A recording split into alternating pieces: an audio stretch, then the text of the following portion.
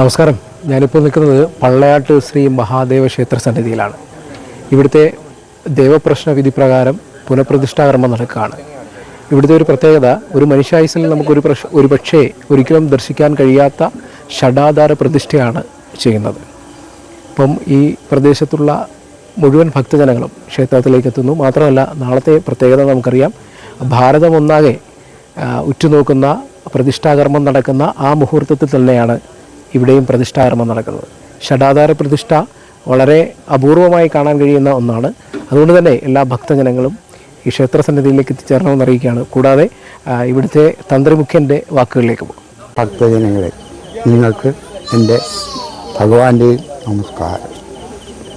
ഞാൻ പള്ളയാട്ട് മാടൻ സ്വാമി ക്ഷേത്രത്തിൻ്റെ പ്രധാന തന്ത്രിയാണ്. എൻ്റെ പേര് ദേവിദാസൻ ഭണ്ഡാരത്തിൽ ഇടമന മഠം അഷ്ടമുടി. ഇവിടെ തന്ത്രിസ്ഥാനം ഏറ്റെടുത്തതിന് ശേഷം ഒരു ദേവപ്രശ്നം വെച്ചപ്പോൾ ഈ ഭഗവാൻ വെള്ളത്തിൽ ആണ് കൂടുതലും ഇരിക്കുന്നത്. കാര്യം വേലിയേറ്റം വരുമ്പോൾ ഇവിടെ വെള്ളം കയറും. അങ്ങനെയൊക്കെ വന്നു കഴിഞ്ഞപ്പോൾ ഒരു ദേവപ്രശ്നം വെച്ച് ഒരു ശ്രീകോവിൽ ഉണ്ടാക്കണം എന്ന് തീരുമാനിച്ചു. അതിൻ്റെ അടിസ്ഥാനത്തിൽ കമ്മിറ്റിക്കാരും ഭക്തജനങ്ങളും എല്ലാവരും കൂടെ ചേർന്ന് ശ്രീകോവിലിൻ്റെ പണി ആരംഭിച്ചു. ഈ ശ്രീകോവിലിൻ്റെ പണി ആരംഭിച്ച് വന്നപ്പം എല്ലാ ഭക്തജനങ്ങൾക്കും ഒരാഗ്രഹമുണ്ടായി, ഷഡാധാര പ്രതിഷ്ഠയിൽ വേണം ഈ പ്രധാന ശ്രീകോവിലിലെ പ്രതിഷ്ഠ നടത്തണം എന്നത്. ഈ ഷഡാധാരം എന്ന് പറയുന്നത് നമ്മുടെ ശരീരത്തിലെ നട്ടലിലുണ്ടാകാവുന്ന ഭാഗങ്ങൾ തന്നെയാണ് ഈ ദേവൻ്റെയും ഷഡാധാരം കൊണ്ട് ഉദ്ദേശിക്കുന്നത്.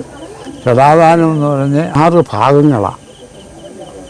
അടിസ്ഥാന ശില, അത് കഴിഞ്ഞിട്ട് നിധികുംഭം, അത് കഴിഞ്ഞ് താമര, അതിൻ്റെ മേലിൽ ആമയുടെ മേലിൽ യോഗനാളം, യോഗനാളത്തിൻ്റെ മേലിൽ നപുംസക ശില. ഈ നപുംസക ശില ശ്രീകോവിലിൻ്റെ അകത്തെ ഭാഗത്ത് പ്രധാന പീഠം വരുന്ന ഭാഗത്തായിരിക്കും നപുംസക ശിലയുടെ മുകൾ ഭാഗം വരുന്നത്. അതിൽ നിന്നാണ് ഭഗവാന്റെ പീഠവും ഭഗവാനെ ഇരിക്കുന്ന പീഠവും ആ ഭാഗവും ഉണ്ടാകുന്നത്, അദ്ദേഹത്തിനെ പ്രതിഷ്ഠിക്കുന്നത് ഈ ഷഡാധാരത്തിൻ്റെ ഏറ്റവും മേലിൽ വന്ന ശിലയിൽ നിന്ന്, അതിൻ്റെ മേലിൽ അദ്ദേഹത്തിൻ്റെ പീഠത്തിൽ നിന്ന് ആണ് അദ്ദേഹത്തിനെ പ്രതിഷ്ഠ നടത്തുന്നത്. ഇതാണ് ഷഡാധാരം കൊണ്ടുള്ള പ്രത്യേകത.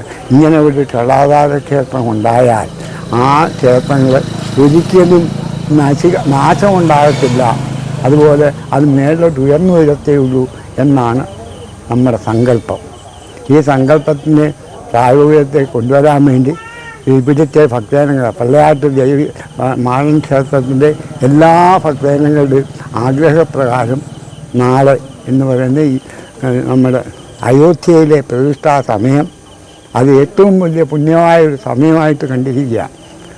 ഭാരതം മൊത്തം, ഇന്ത്യ മൊത്തം ഈ സമയം പ്രത്യേകം ആഘോഷിക്കുന്ന സമയവും ഏറ്റവും നല്ല പുണ്യ മുഹൂർത്തമാണ്. അത് കണക്കാക്കിയാണ് ഞങ്ങൾ നാളെ ഈ മുഹൂർത്തം വെച്ചിരിക്കുന്നത്. അതിന് എല്ലാ ഭക്തജനങ്ങളുടെയും അനുഗ്രഹം ഉണ്ടാകണമെന്ന് ആത്മാർത്ഥമായിട്ട് പ്രാർത്ഥിച്ചുകൊണ്ട് പള്ളയാട്ട് ശ്രീ മാടൻ സ്വാമി ശിവക്ഷേത്രമാണ്.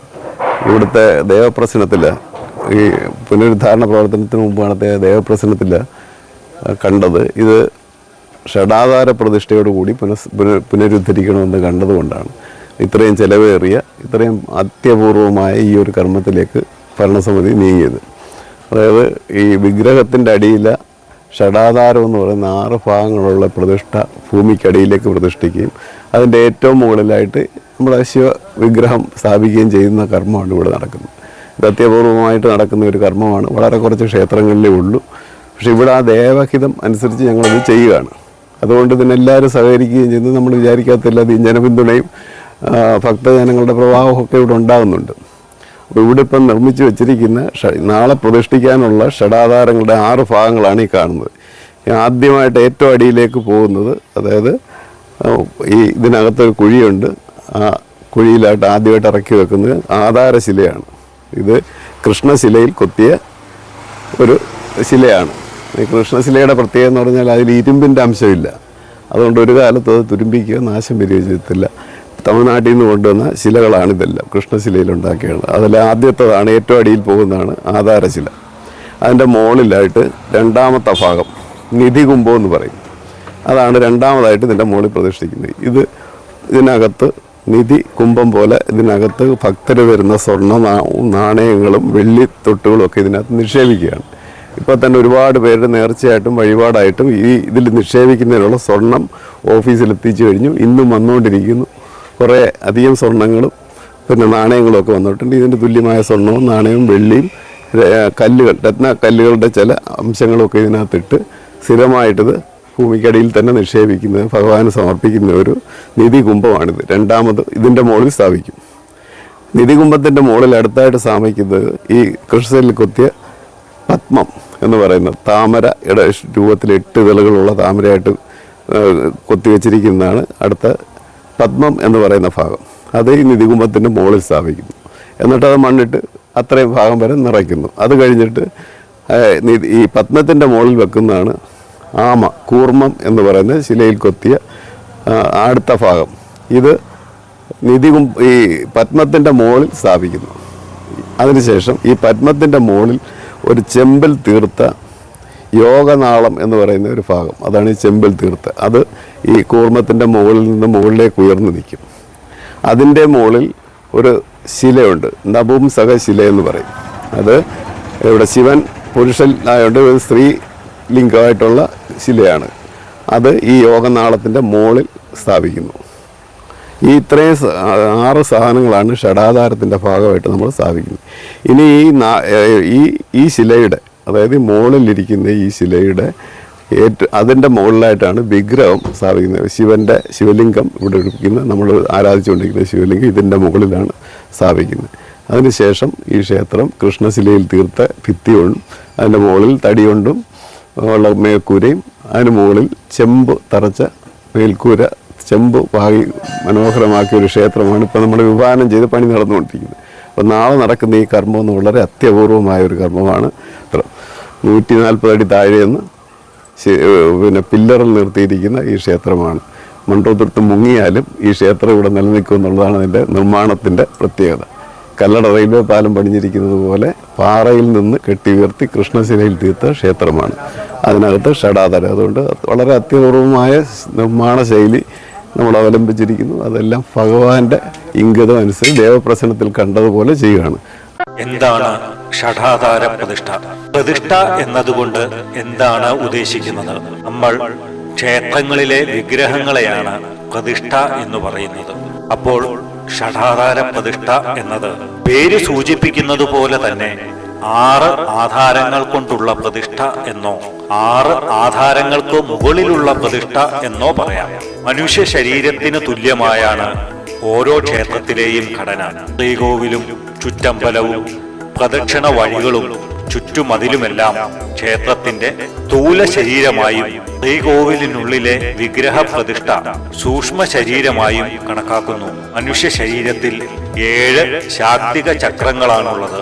മൂലാധാരം, സ്വാധിഷ്ഠാനം, മണിപൂരകം, അനാഹതം, വിശുദ്ധി, ആജ്ഞ, സഹസ്രാരം എന്നിവയാണവ. മൂലാധാരത്തിൽ ഉറങ്ങിക്കിടക്കുന്ന കുണ്ടലിനി ശക്തിയെ ഉണർത്തി ഈ 6 ചക്രങ്ങളിലൂടെയും കടന്ന് 7ാമത്തെ ചക്രമായ സഹസ്രാരത്തിൽ വരെ ഉയർത്തിയാൽ അമൃതവർഷമുണ്ടാകുന്നു, അനേകം സിദ്ധികൾ കൈവരുന്നു എന്ന് യോഗശാസ്ത്രം പറയുന്നു. അങ്ങനെ മനുഷ്യ ശരീരത്തിലെ ആദ്യത്തെ 6 ചക്രങ്ങളായ മൂലാധാരം, സ്വാധിഷ്ഠാനം, മണിപൂരകം, അനാഹതം, വിശുദ്ധി, ആജ്ഞ എന്നീ ശാക്തിക ചക്രങ്ങൾക്കു തുല്യമായി ക്ഷേത്രങ്ങളിൽ 6 ആധാരങ്ങൾ വിഗ്രഹ പ്രതിഷ്ഠയ്ക്ക് അടിയിൽ സ്ഥാപിക്കുന്നതിനെയാണ് ഷഡാധാര പ്രതിഷ്ഠ എന്ന് പറയുന്നത്. ആധാരശില, നിധികുംഭം, അഷ്ടദള പത്മം, കൂർമ്മം, യോഗനാളം, നപുംസകശില എന്നിവയാണ് ആ 6 ആധാരങ്ങൾ. മന്ത്രതന്ത്ര വിധി പ്രകാരവും യോഗശാസ്ത്ര വിധി പ്രകാരവും തച്ചുശാസ്ത്ര വിധി പ്രകാരവും ക്ഷേത്രാചാര വിധി പ്രകാരവും സ്ഥാപിക്കുന്ന ആധാരങ്ങൾ ഭൂമിയിൽ നിന്നും എനർജി സ്വീകരിച്ച് ഉത്തേജിപ്പിച്ച് വിഗ്രഹത്തിലെത്തിക്കുന്നു. നിരന്തരമായ പൂജാവിധികളുടെയും മന്ത്രതന്ത്രാദികളുടെയും ആചാരവിധികളുടെയും ഫലമായി ആധാരശിരയിൽ നിന്നും ഉണരുന്ന തേജസ് ഈ 6 ആധാരങ്ങളും കടന്ന് 7ാമത്തെ ആധാരമായ സഹസ്രാരത്തിനു തുല്യമായ വിഗ്രഹത്തിൽ എത്തുമ്പോൾ പൂർണ്ണത പ്രാപിക്കുകയും സോമം എന്ന ഊർജമായി വിഗ്രഹത്തിൽ നിന്നും ബഹിർഗമിക്കുകയും ചെയ്യുന്നു. വിഗ്രഹത്തിന് മുന്നിൽ നിന്ന് ഏകാഗ്രതയോടെ പ്രാർത്ഥിക്കുന്ന ഭക്തരുടെ മനസ്സിലേക്കും ശരീരത്തിലേക്കും ഈ ഊർജം പ്രവഹിക്കുകയും ഐശ്വര്യങ്ങൾ ഉണ്ടാവുകയും ചെയ്യുന്നു. അല്ലാതെ ആരുടെയും ഒരു പ്രത്യേക താല്പര്യം വെച്ചൊന്നുമല്ല. ദേവഹിതം അനുസരിച്ചുള്ള ഒരു ക്ഷേത്രം നമ്മൾ നിർമ്മിക്കുന്നു. അതിനുള്ള എല്ലാ സഹകരണവും ദൈവസഹായത്തിൽ എത്തിക്കൊണ്ടിരിക്കുന്നു. എല്ലാവരും വേണം, കുട്ടികളെയൊക്കെ ഇതിൽ പങ്കെടുപ്പിക്കണം. കാര്യം ഒരു ജന്മത്തിൽ ഒരു പക്ഷേ ഒരു പ്രാവശ്യമെങ്കിലും ഇങ്ങനെ കിട്ടാൻ ചിലപ്പോൾ കഴിഞ്ഞില്ലാന്നിരിക്കും. അപ്പോൾ ഈ തൊട്ടടുത്തെങ്കിലും ഇങ്ങനൊരു അവസരം നമുക്ക് കിട്ടുന്നത് നമ്മുടെ കുട്ടികളെയും കുടുംബത്തിലുള്ളവരൊക്കെ വന്ന് തൊഴിയും. നമ്മുടെ ഈ പ്രാർത്ഥനയും വഴിപാടും ഫലവത്താകാത്ത ചില സാഹചര്യങ്ങളുണ്ട്. നമ്മളെന്ത് പ്രാർത്ഥന ചെയ്താലും നമ്മളൊരു എന്ത് പ്രയത്നം ചെയ്താലും അതൊരു ഫലപ്രാപ്തിയിലെത്തുന്നില്ല എന്ന് നിരാശയുള്ളവർക്കാണ് ഇത് ഏറ്റവും ഫലം ചെയ്യുന്നതെന്നാണ്. ഈ കർമ്മത്തിൽ പങ്കെടുക്കുകയും ഇതിൻ്റെ ഈ ഷടാധാരത്തിൽ പങ്കെടുക്കുകയും ചെയ്യുന്നവർക്ക് അങ്ങനൊരു പാപമോചനം ഉണ്ടാകുമെന്നാണ് ആചാര്യന്മാർ പറയുന്നത്. നമ്മുടെ ഫലപ്രാപ്തി, നമ്മുടെ വഴിപാട്, നമ്മുടെ പ്രയത്നം ഇതെല്ലാം ഫലപ്രാപ്തിയിൽ എത്തിക്കുന്നതിന് ഈ ഒരു ഷടാധാര പ്രതിഷ്ഠയിൽ പങ്കാളിത്തം സഹായിക്കുമെന്നാണ് ആചാര്യന്മാർ പറഞ്ഞത്. അതുകൊണ്ട് എല്ലാവരും സഹകരിക്കാൻ അഭ്യർത്ഥിക്കുന്നു. ക്ഷേത്രത്തിൻ്റെ പുനരുദ്ധാരണ പ്രവർത്തനങ്ങളൊക്കെ നടക്കുകയാണ്. കൂടാതെ ഈ പ്രതിഷ്ഠാകർമ്മമൊക്കെ ആയിട്ട് ബന്ധപ്പെട്ട് ഏകദേശം കോടിക്കണക്കിന് രൂപയുടെ ചിലവാണ് ഈ ക്ഷേത്രവുമായി ബന്ധപ്പെട്ട് ഈ പുനഃപ്രതിഷ്ഠാകർമ്മങ്ങൾക്കൊക്കെ ആവശ്യമായി വരുന്നത്. അപ്പോൾ ഭക്തജനങ്ങളുടെ ഒരു സഹായവും ഇവർ പ്രതീക്ഷിക്കുന്നുണ്ട്. ക്ഷേത്ര പുനരുദ്ധാരണവുമായി ബന്ധപ്പെട്ട് അല്ലെങ്കിൽ പുനഃപ്രതിഷ്ഠയുമായി ബന്ധപ്പെട്ട് നടക്കുന്ന വലിയ ഒരു ധനസമാഹരണവും കൂടി ഇവർ നടത്തുന്നുണ്ട്.